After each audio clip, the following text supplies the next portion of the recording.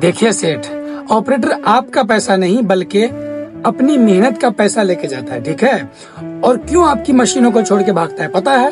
3 मजबूरियों के कारण, और वो तीनों के तीनों मजबूरियां आप सेठ लोगों की वजह से होती है। वो तीनों के तीनों मजबूरियां आप सेठ लोगों की गलतियों की वजह से होती है। सबसे पहली मजबूरी ये कि आप टाइम पर सैलरी नहीं देते। आज देता हूँ, कल देता हूँ, परसों देता हूँ, आजकल कर करके दिमाग खराब कर देते हो। 1 महीने का सैलरी क्लियर करते करते आप 1.5 से 2 महीना लगा देते हो। कैसे काम करेगा? आपके पास घंटा रहेगा आपके पास ऑपरेटर? अरे आप टाइम पर सैलरी दोगे तभी तो अपने घर का राशन लाएगा ना, तभी अपने बच्चों की स्कूल की फीस जमा करेगा ना टाइम पर, अन्य जो काम है वो करेगा ना। टाइम पर सैलरी दोगे तभी ना। समझते नहीं हो? इतना बड़ा खोपड़ी है, उसमें दिमाग है छोटा सा, उसका इस्तेमाल कीजिए। हाँ? और दूसरी मजबूरी कि आप सैलरी बहुत कम लगाते हो, मजबूरियों का फायदा उठाते हो ऑपरेटरों का, है? अरे 20-22 हजार में किसका गुजारा होता है? इतने मेहनत से हेल्परी करके ऑपरेटर बनते किस लिए? कम सैलरी में काम करने के लिए।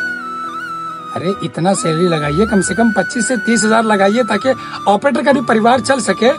आपके पास तो मजबूरी में चला जाता है, लेकिन आपके पास जाने के बाद जब किसी दूसरे सेट का कॉल आता है 25,000 30,000 वाला, तो उनके पास चला जाता है। तो यही है ना कम सैलरी देने का नतीजा। ज्यादा दीजिए, नहीं जाएगा आपको छोड़ के। तीसरी मजबूरी है कि छोटी मोटी गलती हो जाती है तो आप बहुत परेशान करते हो, डांटते हो, ऐसा होता है ऑपरेटर, वैसा होता है, ऐसा करता है।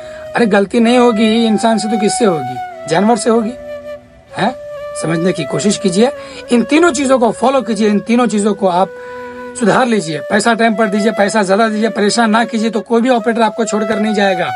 आप भी 2 रुपया सुकून से कमाओगे और ऑपरेटर भी सुकून से कमाएगा। ऑपरेटर भी कहीं नहीं भटकेगा, आप भी धोखा नहीं खाओगे। अरे मेरी बात समझ में?